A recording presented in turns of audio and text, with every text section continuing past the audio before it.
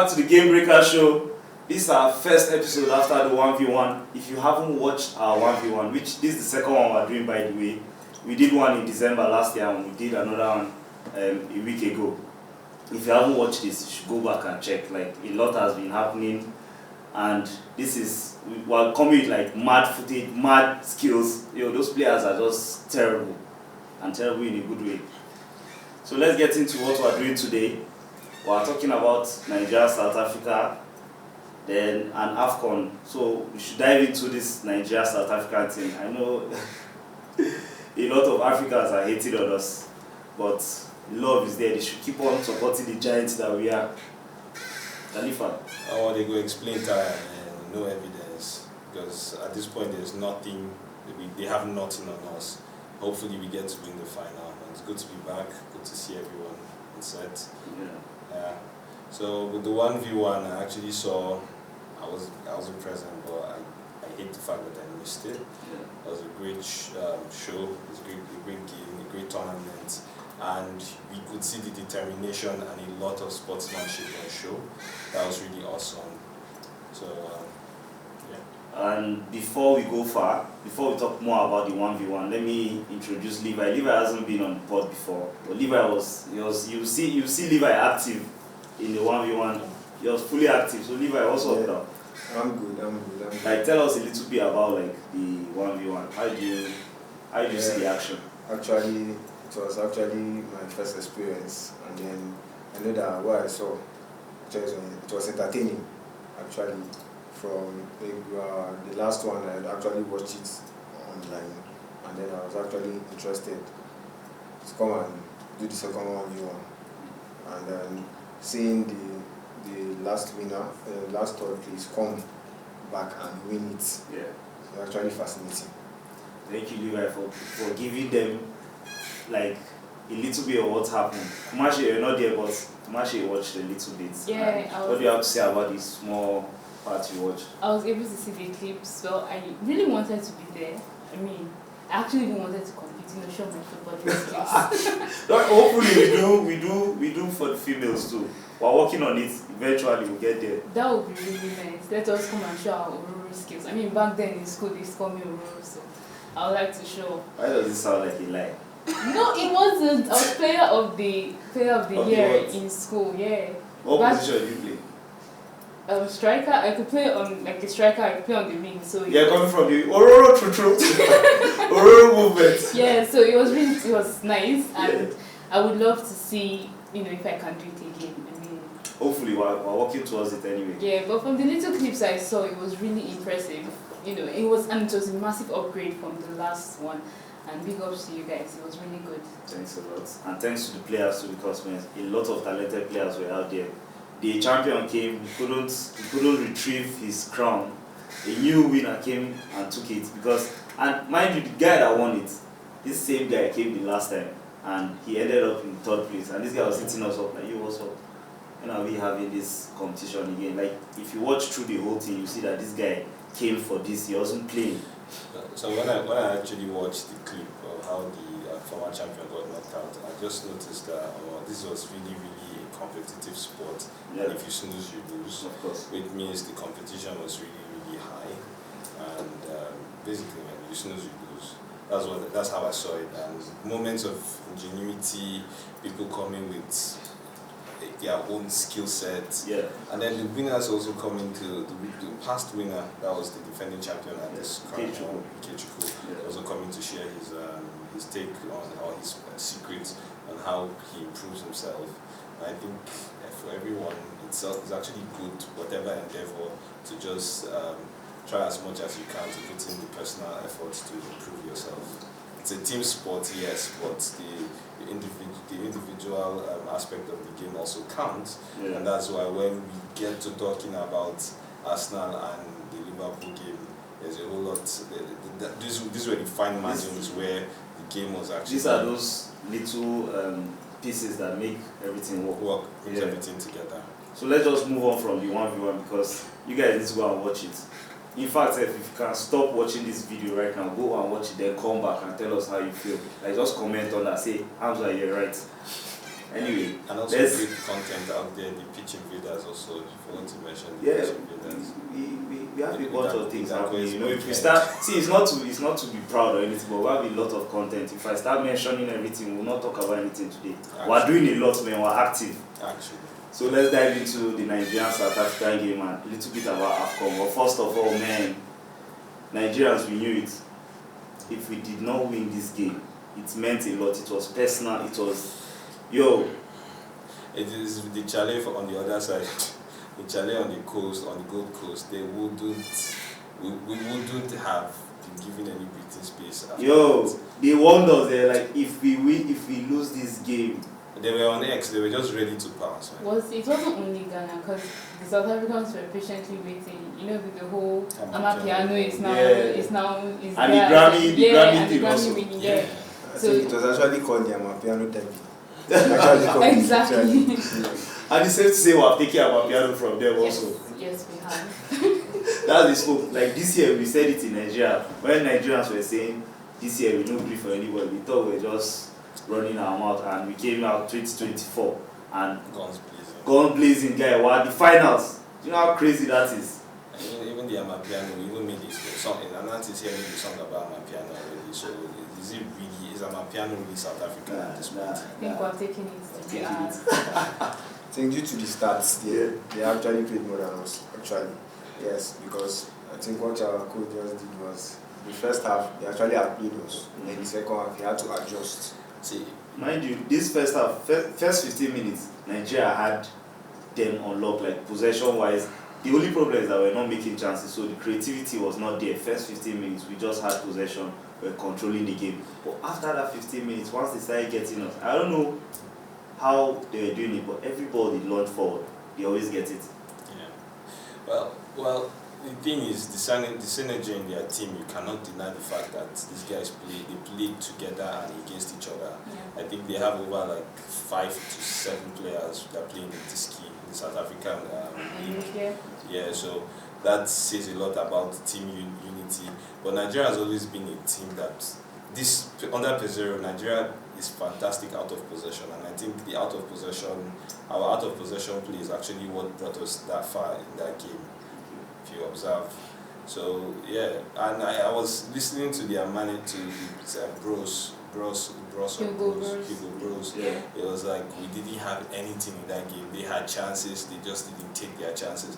But it's a sport, like I mentioned, it's a sport where if you snooze, you lose. Yeah. So you're not taking your chances and others capitalizing on your mistake. It just says a lot. These are fine margins where games are won and lost at the same time. So that was just what it was for me. Just sportsmanship, being very, very good, a cohesive unit, defending without being able to play without the ball. Do you know, I feel we should, because I feel everybody watch the game from a different window. Everybody's seeing the game differently. So I think we should all like see how we saw the game. Like what it meant was the whole because a lot of things happened throughout the game. Yeah. It's a complete game that had everything you need. It had penalties, it had red card. Do you understand? So Kumashi, like, how did you see the game from your own view? Well, it was. Okay, I must confess, the day it was being shown, I didn't have the heart to watch it live. See? So I just, because I had like real palpitation, so I just had to take myself away from that situation. But when I watched it after, like the next day, when I watched the full thing the next day, I will have to credit our defenders. They were actually really good. Yeah. The partnership between Ekong and Ajayi was really good. Like I said before, Calvin Bassey and I know actually stepped up. Yeah, I think where our problem was coming from was from our midfield, because in any team the midfield is the engine of that team. So I think if we gain control of the ball more, it would have been different. And we also have to credit South Africa because they did a lot.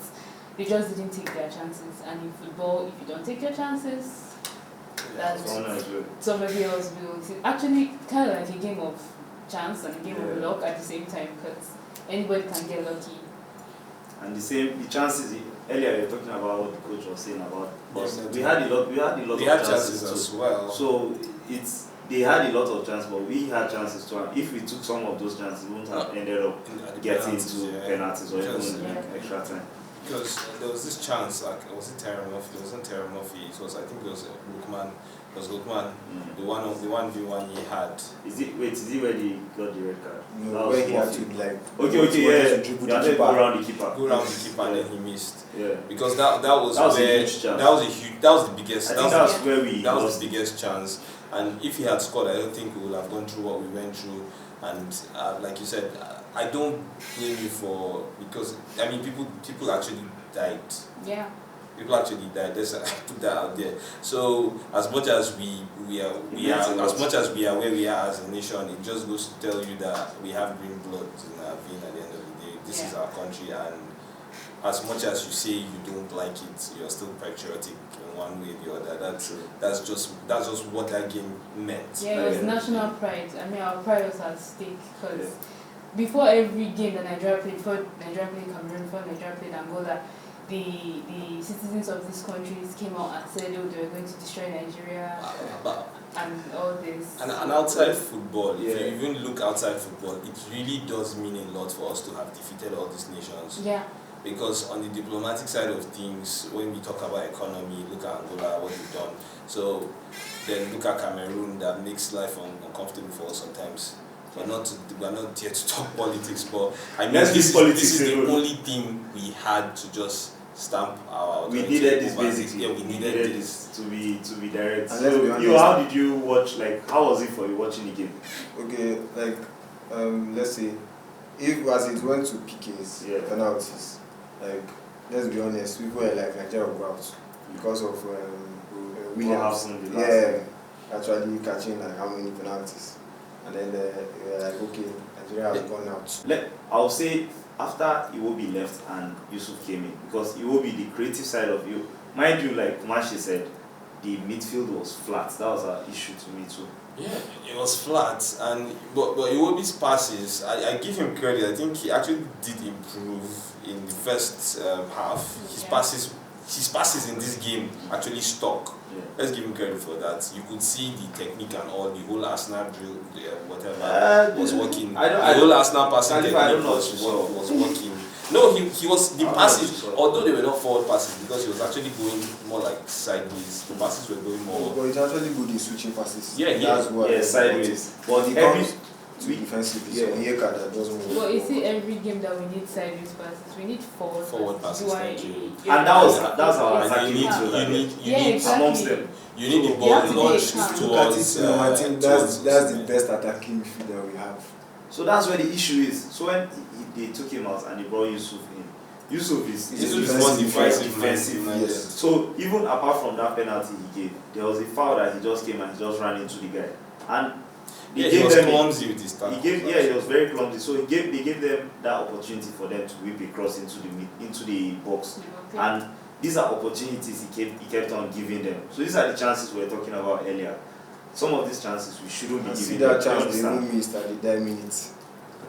That was at that point my heart, mind you, where I watched the game, all Nigerians were through this period nobody cared if you're an Arsenal fan, this or that. Like everybody was just, there was, the love was out there, where the same emotions was running through our body at the same time. So it was just lovely.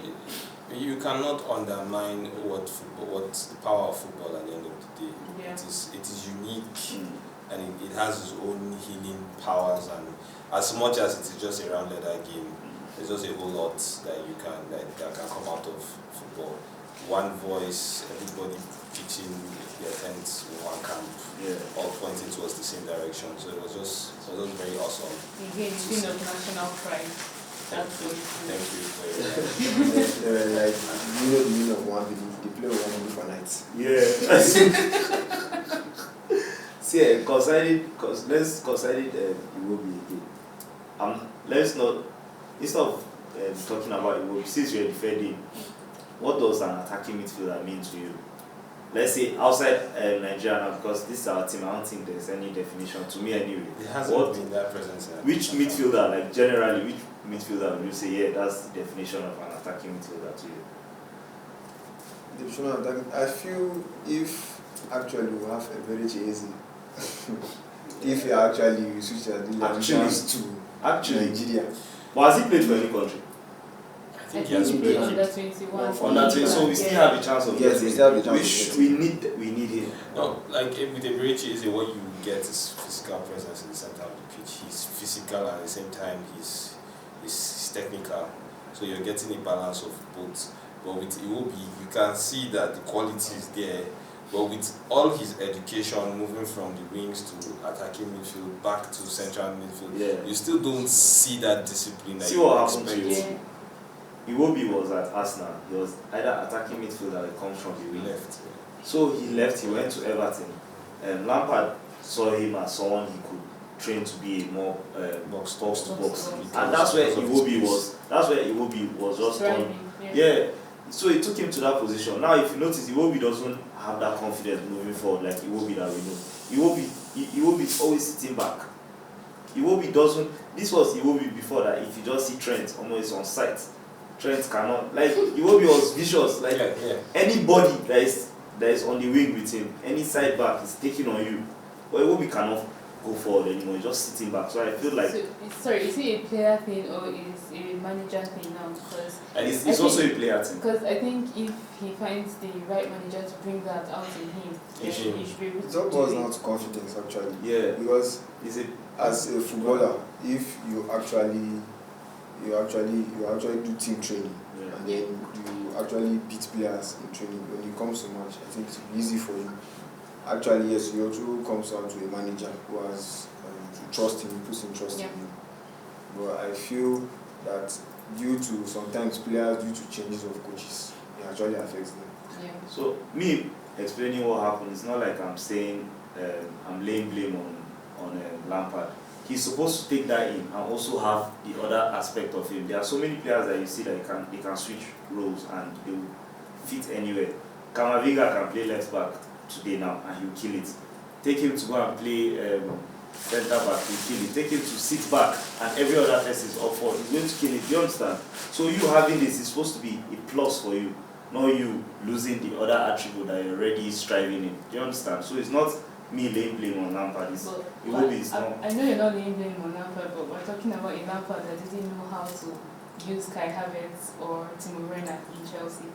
I don't think it's not every manager that's able to utilize the full potential of the player. And sometimes it just boils down to synergy. I think for sometimes these guys don't just click at the first instance, and then it just goes downhill from there. That's true. I also feel that actually when it comes to that a player actually wants to play, so you may actually just say that he can just play this role and then just adapt to it. No, but he kept on playing for quite some time. So it's not about the player saying he can play it now. You are saying he played. Is he playing it well? Is he working out? Is this the best version of this player? There were times when Iwobi was popping goals from the center of the park. Yeah. He was arriving in the box, doing what he had to do. So for me now, like I've always said, are these national team managers actually seeing what these guys do before they bring them in, or is it just about the name? It's stardom. And I believe we're playing a double pivot where we have just two midfielders. Then winger, the right back and left back joining. 3-4-3, that's what actually doing. Sorry, if our home league was something like the Premier League, where you have players playing at their best and playing one of the best teams in the world, so that's why it seems like European clubs and South American clubs are able to pick one of the best players because they have developed the home leagues of these other places. But if the Nigerian league is developed, so you have the Movie Stars and the rest. If it's developed and we have players playing at their best capacity, and most of the time we may not necessarily need to call all the players that are out there. We'll just go and pick. That's what people like Southgate you can actually use 2013 as an example. What Stephen Keshi did. He brought in homegrown players. But then again, based on what she said, linking it to South Africa, you know most of their players are from their league. And you can see the synergy there. 11 are from these ones. So 11 from one team alone. You can see, so if we can develop our league that well, and we can get better players. I'm sure we have good players now, but it will shine more light. You understand? It will be easier. Because our goalkeeper now plays in South Africa, and he came from Lobby Stars, and he's playing in South Africa. These Lobby Stars, they should be. Actually, I wanted to just hit on that. Like, you've been insisting on these Lobby Stars. I have no affiliation with them. So that means their whole first team played in this last game, basically, because if they have 11 players from South African team and they have the keeper from Nigeria, like that means this group, their whole team got. And that was also an advantage that Saudi had when they played the World Cup, because they had most of their players in the Saudi national team were playing for the homegrown league. So they were about 5-6 players were playing in a particular team. And they were all there was synergy. We've always seen the importance of homegrown. Even when Spain were at their prime, you were seeing that Barcelona and Madrid made up the whole 11. Yes, exactly. Then you had some chipping in from Atletico, then maybe very few from outside. And if we look at the German squad right now, we have a lot of them are playing on Bayern, Dortmund, and now some of them are QZ. So it's like we said, it just boils down to like them having to watch each other play against each other, and play with each other. So it's actually building team spirit there. Yes, it is. And you cannot get down to that is going to be another topic, because even for a ref to not be in AFCON. Well, let me ask this question: do you guys see Nigerian league becoming that kind of league? Like, you see how South African league is. These people watch their games. They've taken care of their stadiums. Like, everything is running. There's media. There's everything working for them. You understand? There's a lot of sponsors. Do you see Nigeria getting to that? They built on from 2010. They built on from South Africa. After the World Cup. After the World Cup 2010. Those facilities have been put in place. They put it in the hands of this team to manage. There's the right sponsorship. There's the right management in the league. Well, when we're still here, we're doing court cases every day for who's supposed to be chairman of this or chairman of that.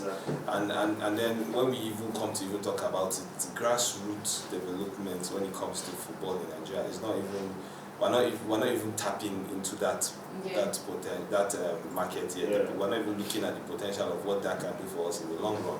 It was Brazil we're talking about during the transfers, during the European transfer season. You saw that everybody was bringing one player from Brazil. Brighton brought one. Barcelona brought Roque. Madrid brought one.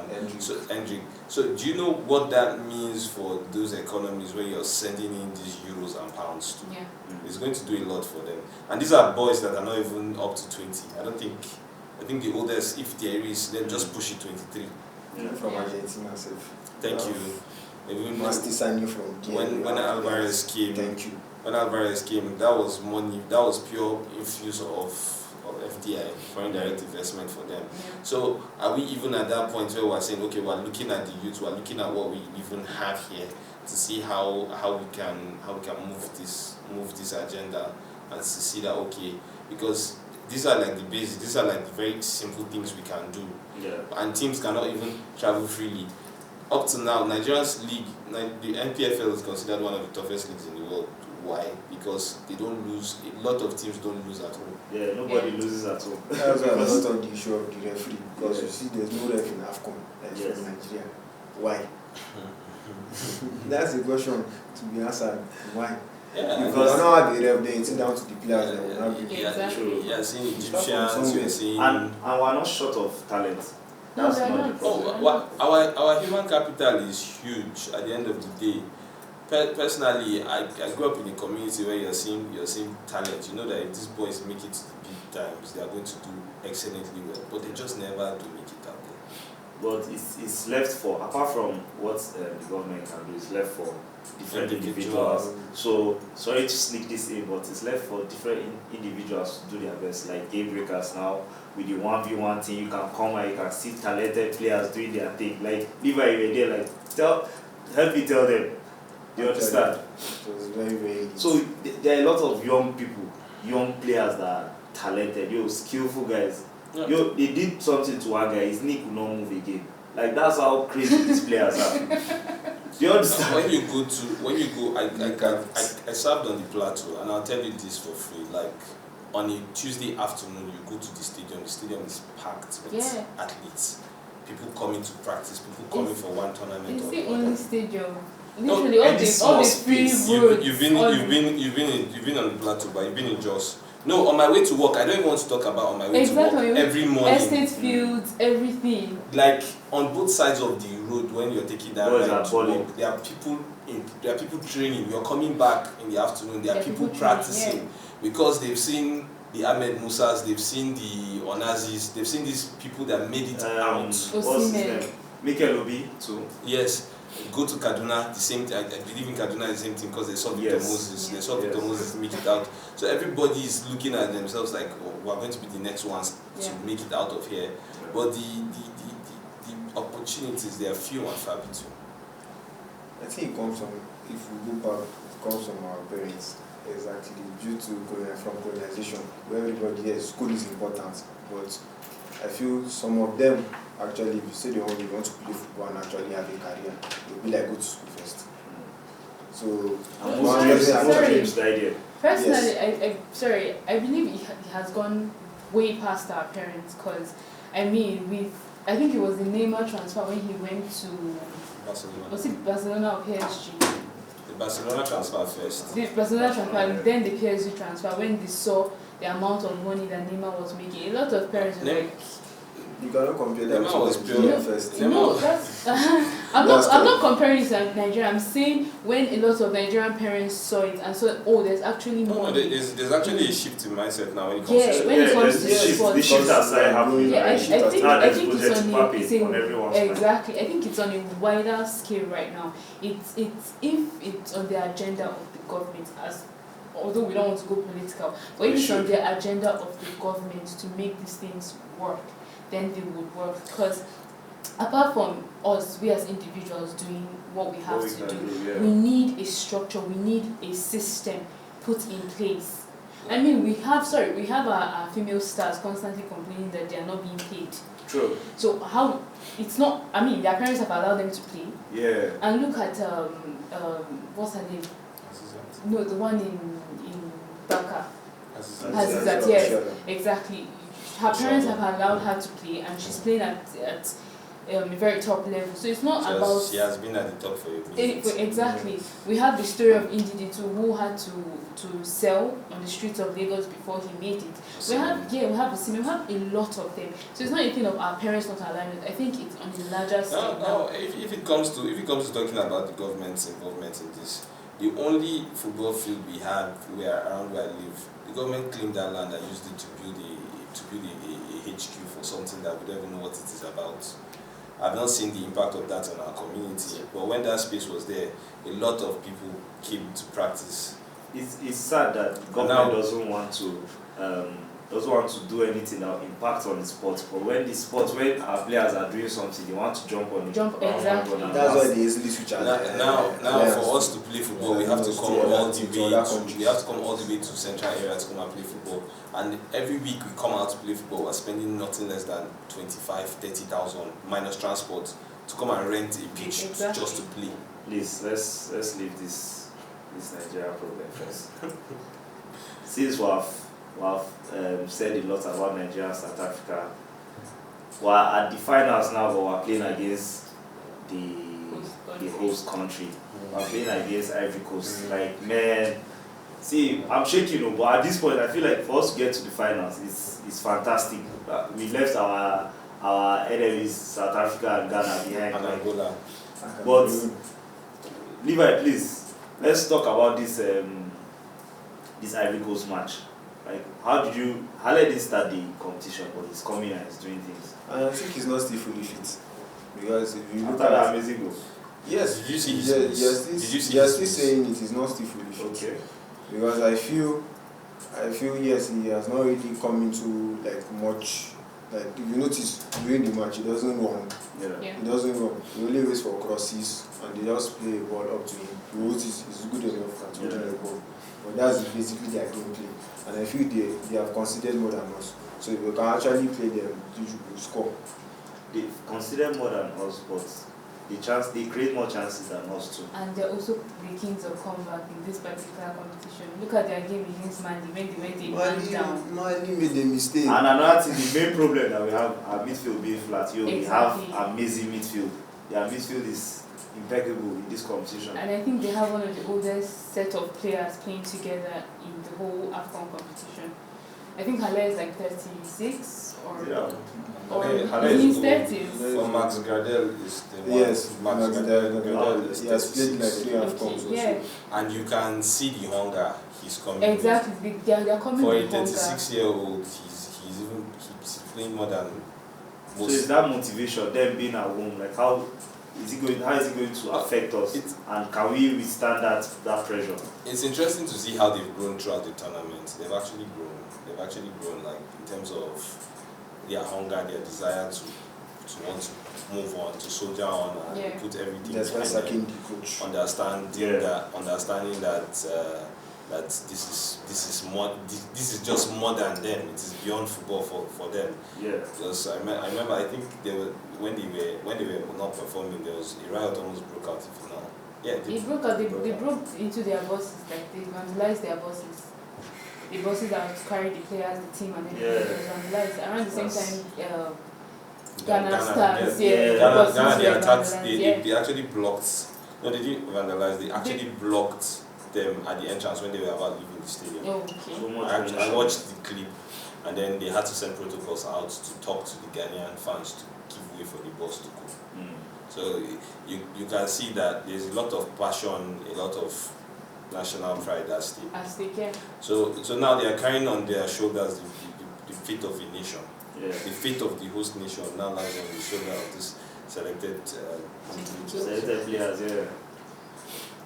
But let me just ask everyone, because earlier Khalifa was talking about how the whole South African League thing sprang up from their from the World Cup. Yeah. So they were building towards getting to that World Cup, and for a country to prepare to host something like that, they make a lot of steps. So I want to just ask everybody, like, we'll start with Kumashi, then Levi, then Khalifa. What do you think the government can do to influence this change? Like, how can we start getting it right? Okay. First of all,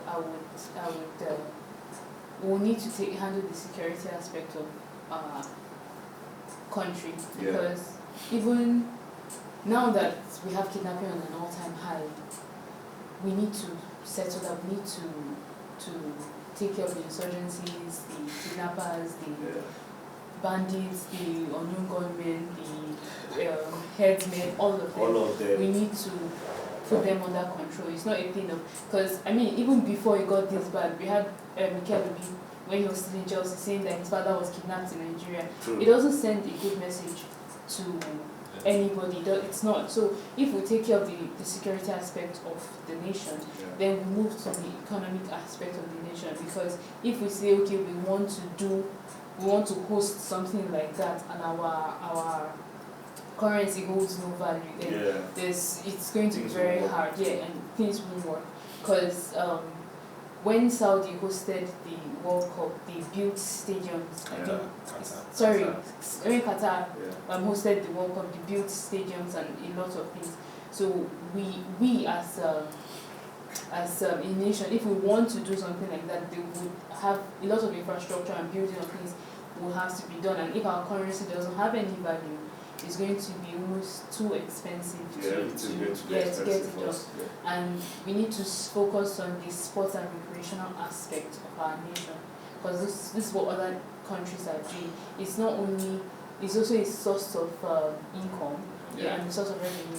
It's not just huge income. It's not just the mineral resources. If we focus on the human capital, with the sports and recreational aspect and the tourism aspect of the nation, it would be better. So first security, then economy. Infrastructure. If we can do the two of them, like the economic aspect and the security aspect hand in hand, why not? No problem. But these are the things that need to be laid down first for us to go forward. And if they can be like government scholarships for for sports. For sports, not just sports, but like the creative people, True. So there's sports, there's the artists and all of that. Even entertainment. Management. Yeah, too. exactly. If they are, we probably put in programs that would help these people, then we'll find the young ones who go and start doing, because there was a time in Brazil when they were plagued with a few things too, because most of the players now playing in top leagues actually came from the slums of Brazil. True. But they got discovered through football and are making a difference. So if we can have that here, I mean, a child in Lagos, a child in Kaduna, in Jos, in anywhere can. It's all about that story of sports changing. Exactly, from grass to grace, you can get discovered. And sorry, if we have that now, it's now a thing of these players go, they make it, they come back, and they invest in the system that helped them. Exactly. Because now our former players can't come back and invest in anything because there is no system. There's still no system. But if you go, you come back and there's a system, you get to invest in the system that's helped you so that you can help other players. So I think that's what it is. Yeah, and there was this episode where we talked about this whole age falsification thing. And you see that this is because there has not been any documented history before now of where these players were, how they started. Exactly. There has not been, their development was not documented properly. So is this addition to, okay, she said basically security, the infrastructure, you can add infrastructure. No, I'm actually heading somewhere. When we look at the playbooks of other nations, when you go to the US, for instance, if you look at the US carefully, you see that people that want to participate in the next Olympics, they first started practicing like maybe like 8 years back. Yeah. They're very, like, from collegiate, high school and collegiate athletics and sports is actually a very, very big thing. And you're seeing sports franchise of over $1 billion at college level. Yeah. Can we say the same for Nigerian university leagues? So now these people already know that, okay, I am going to go to one sporting event, and I am going to run, I am going to swim, I am going to do gymnastics, and they have been training for that one moment of greatness all their lives. And this is because there is a system that allows for proper documentation, follows you from high school to know that, oh, okay, this person has actually been doing this since high school. They've been training, they've been practicing. There's an academy somewhere close by in the neighborhood, or there's this sports center where everybody comes to for practice. Look at the Antetokounmbos in Greece. Yeah. They actually went to join this youth sports center where they were playing out of up until when they became what they became. So now, structures. hitting back on the aspect of security, you see that now how would scouts want to come here when they know that, oh, if we come here to go and watch local games or go to the stadium, the chance that we're definitely going to encounter one or two glitch before we can come out of there. Yeah. Maybe they are attacking the fans are invading. The fans are invading the pitch to beat the referee or something. Yeah. This thing have been happening. Because that's what even happened between our World Cup qualifiers against Ghana. That's what I'm saying, Ghana as an example, Ghana, Nigeria. Levi, like you, what do you think the government? Going back, we have actually hosted AFCON, but it was like half pathway. So this was another country. Yes, it was actually with another country. Okay, it was not full. So now we don't actually have. Right now, what do you think they can do? We don't have stadiums. What has happened before. We don't have stadiums. What do you think they can do? That's what I'm saying.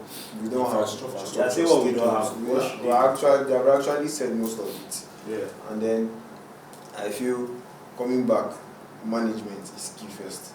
That's the most important thing. When, as you said, when we have a sports franchise where we actually look for this is our goal to achieve this in youths, in particularly coming out from secondary school, so if not even universities, secondary school in every sports aspect.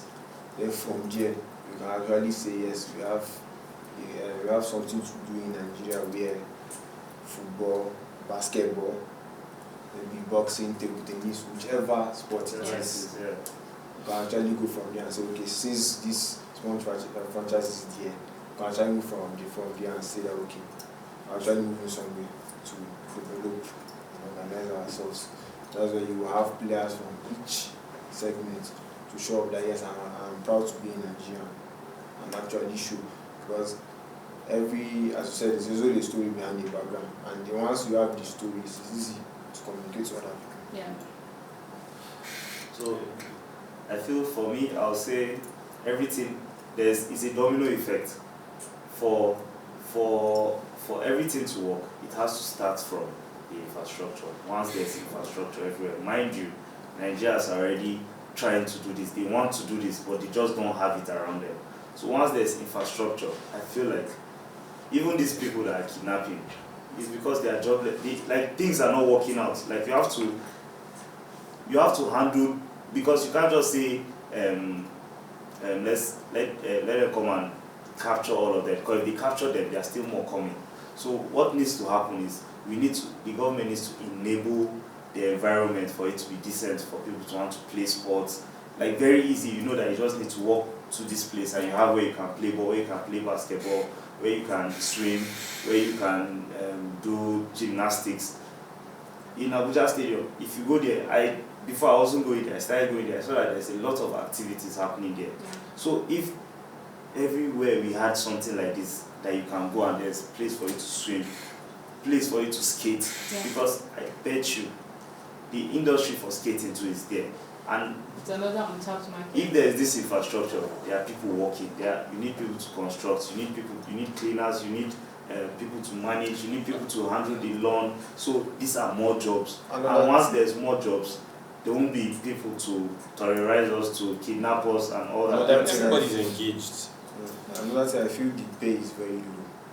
Like generally, on sponsored sports, it's either you're not getting paid or it's very low as possible.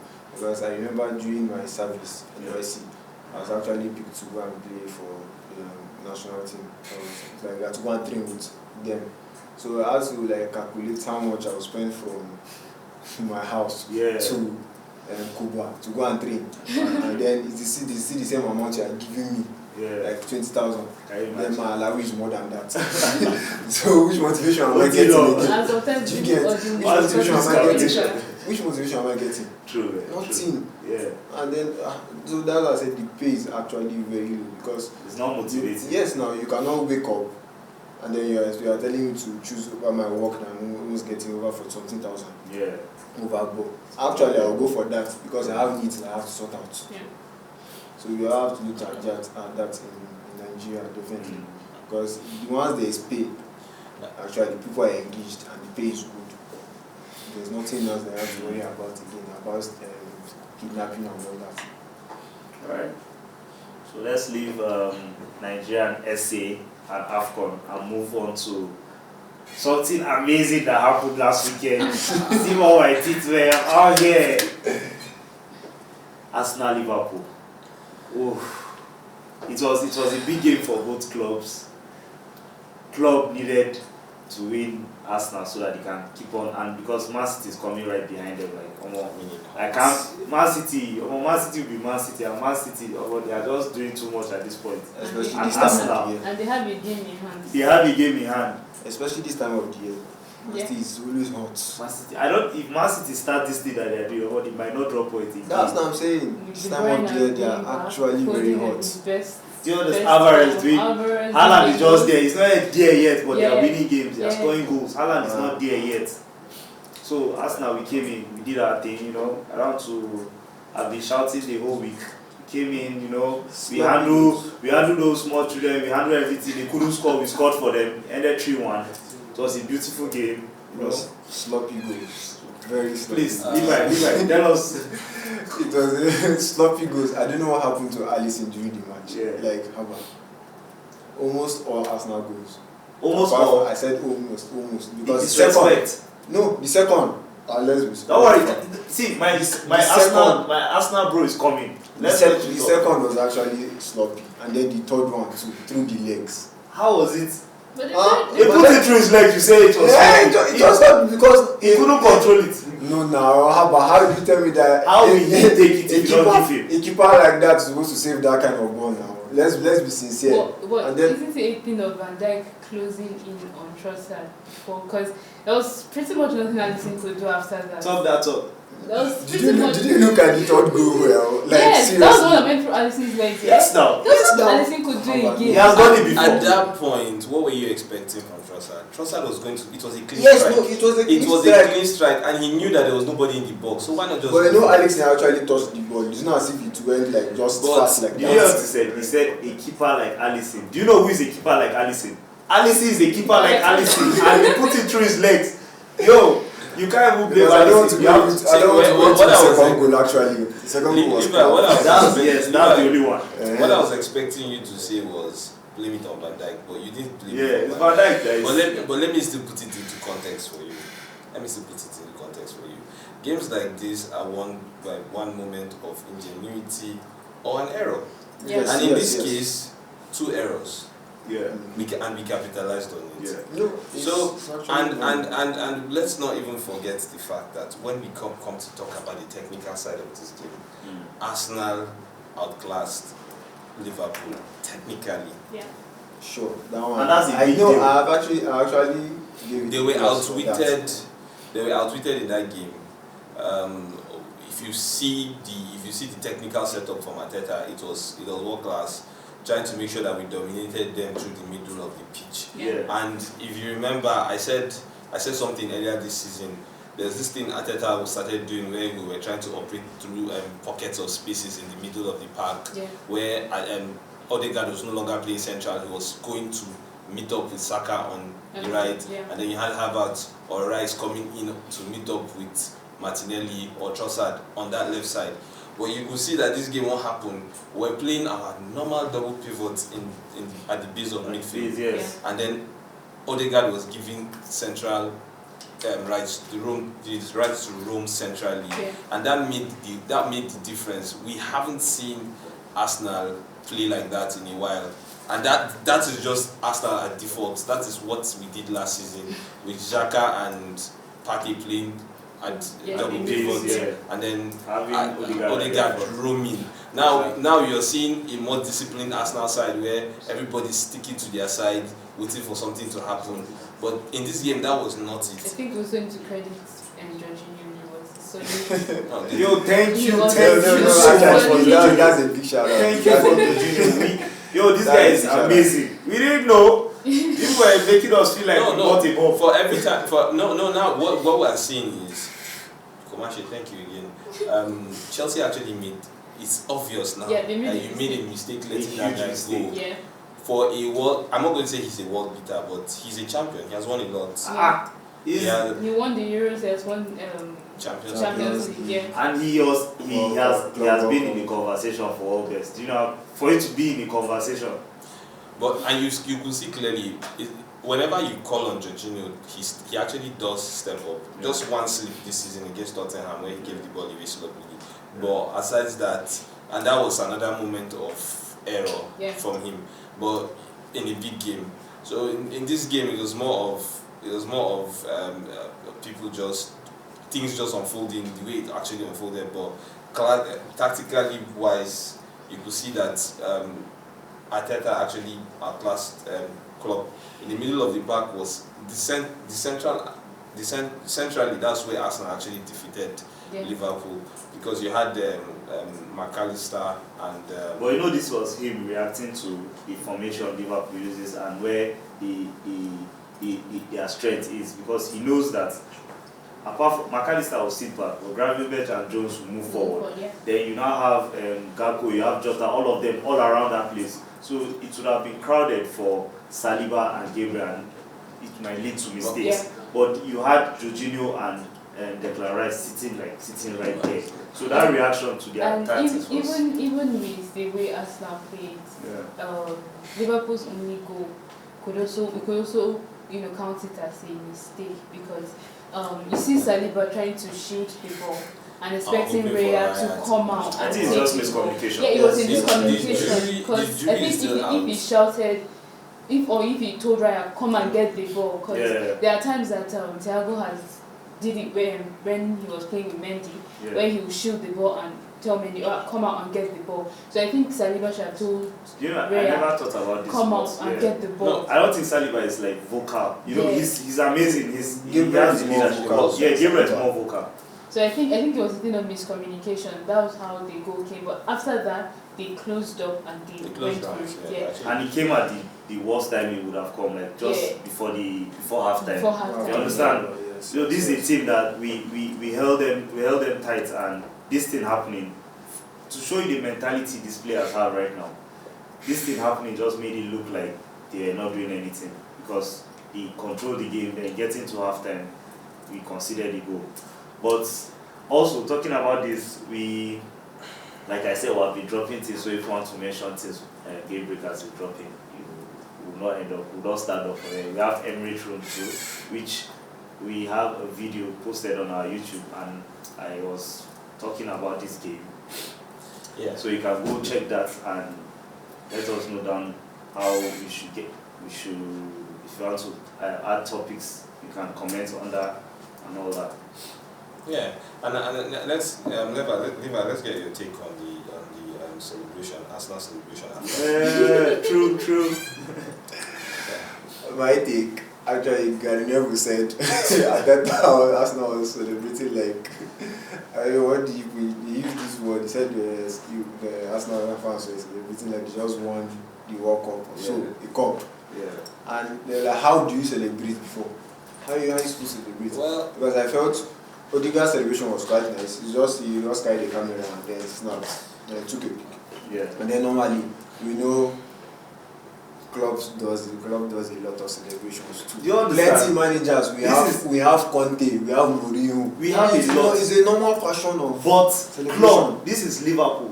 But club is like he's the most active person when celebrating after Mourinho left. Like, for someone that breaks his glasses. Why Do do you you keep understand? bringing up breaks his glasses? No. Is it Like, funny that he broke his no, glasses? I'm not saying that he can afford to buy 100 pair if he wants. He can afford it. But that shows you the passion he comes with. And if another manager should come with that same passion, then nobody should judge him. They just always want to talk about True, Arsenal true. doing things. And that we'll keep on doesn't doing lead it. me to the fact that when he loses his wedding ring, Yeah. that one is more. Do you understand? Someone lost his wedding ring celebrating. And you're talking about Arteta. No, Arteta just like, not even I wish Arteta. Arteta went to slide after that. No. Let's leave sliding for content. Or let's leave it for Gerrard for Liverpool, you know. Lot of sliding. So Kubashi, about club living. Do you think there's someone that can still carry on what club has done? Because club living, like, he has done a lot for Liverpool, and if someone can, do you see any manager like with the free guys around now? Oh, with the free ones around. The free ones. Who are the free ones, right? Free ones. We have Hansi Flick. Hansi Flick, yeah. Yes. I don't see Hans Flick going to Julian Nagelsmann. Nagelsmann is coaching Germany. Mourinho. I see Mourinho coming back to Chelsea more than going to Liverpool. Yeah.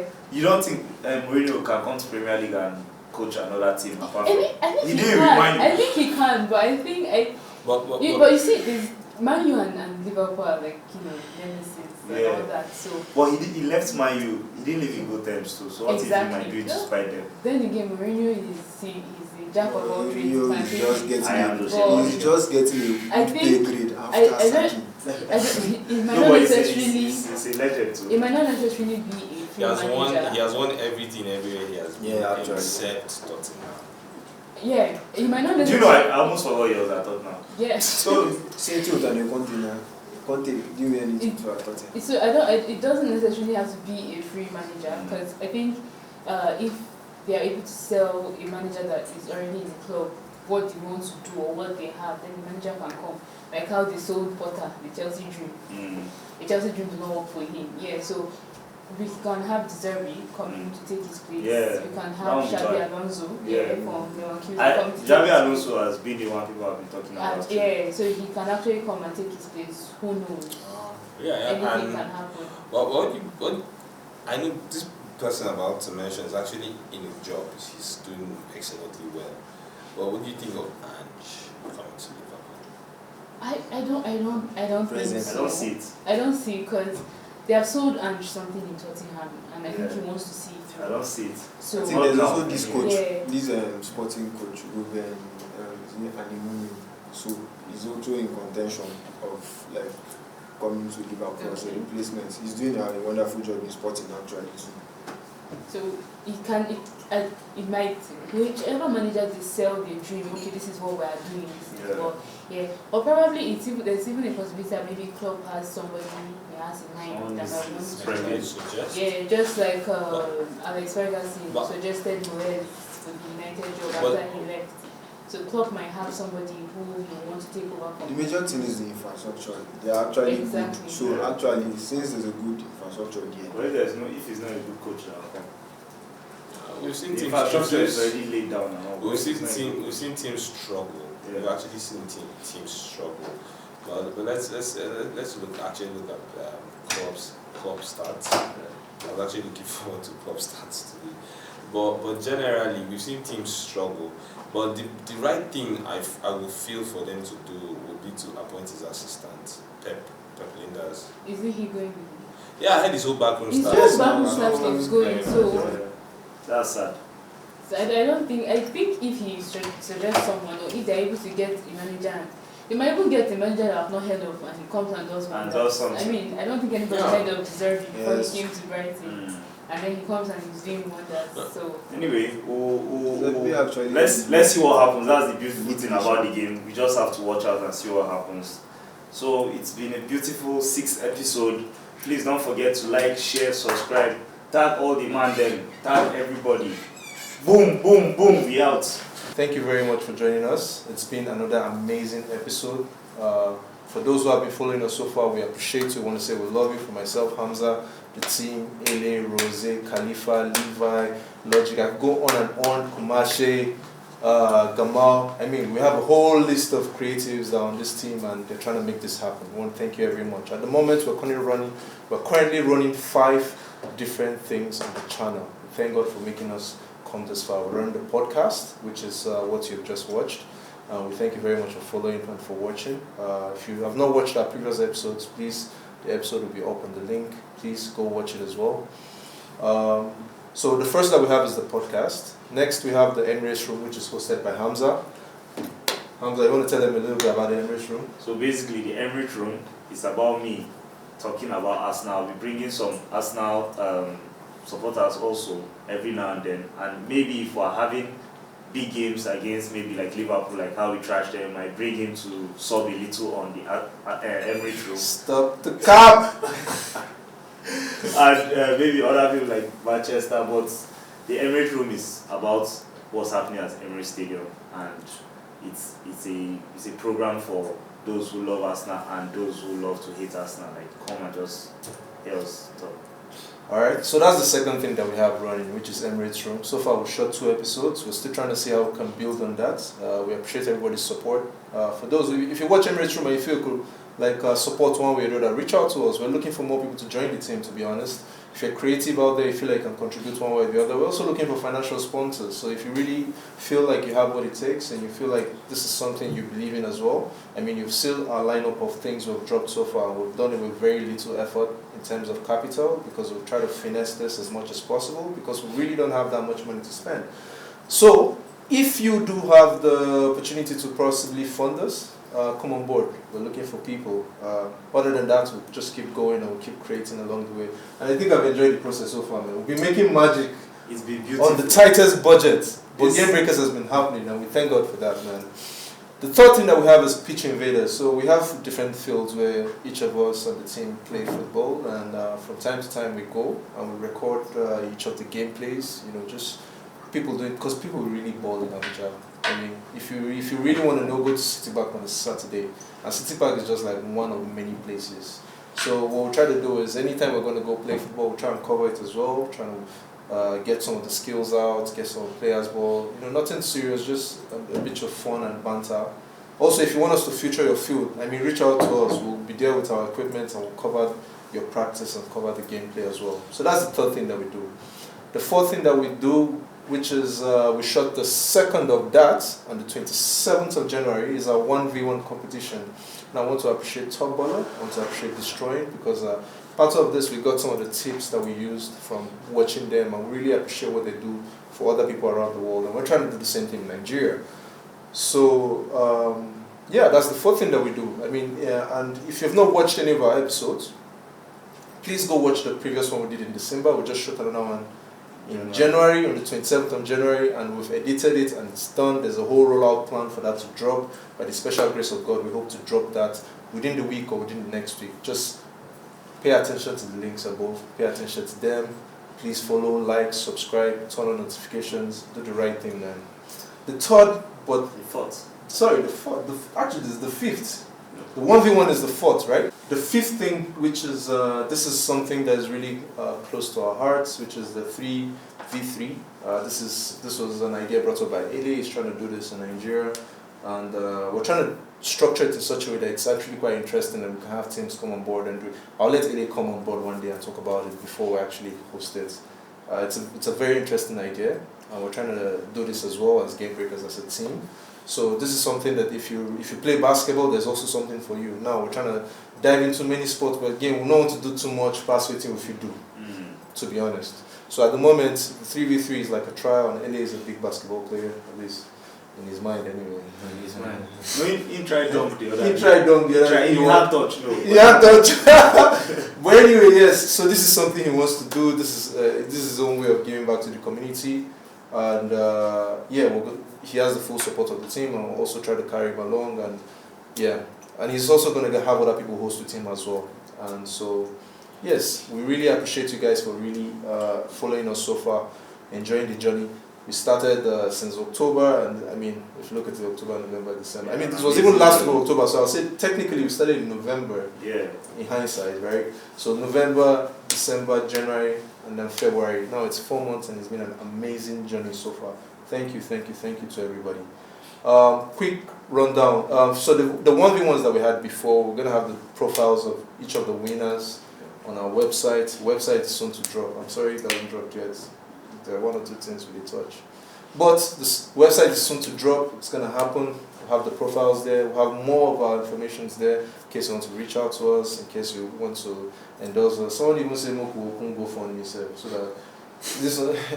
And we might just do that at some point. So far so good, but so far so good. We might just eventually, but I mean for now, because all these competitions that we host, we're trying to make sure they are free. So I mean everything that we do is out of our pockets, and obviously it's our way of giving back to the community. But if you really want to like support whatever, reach out to us. It's been Game Breakers, it's been live. Thank you very much for supporting again. For myself, Hamza, Levi, Khalifa, Logic, Ele, Gamal, Rose, Kumashe, DBC, everybody that's helped and supported one way or the other so far. Thank you very much from all of us out here in Game Breakers to the world. Thank you. We out. We out.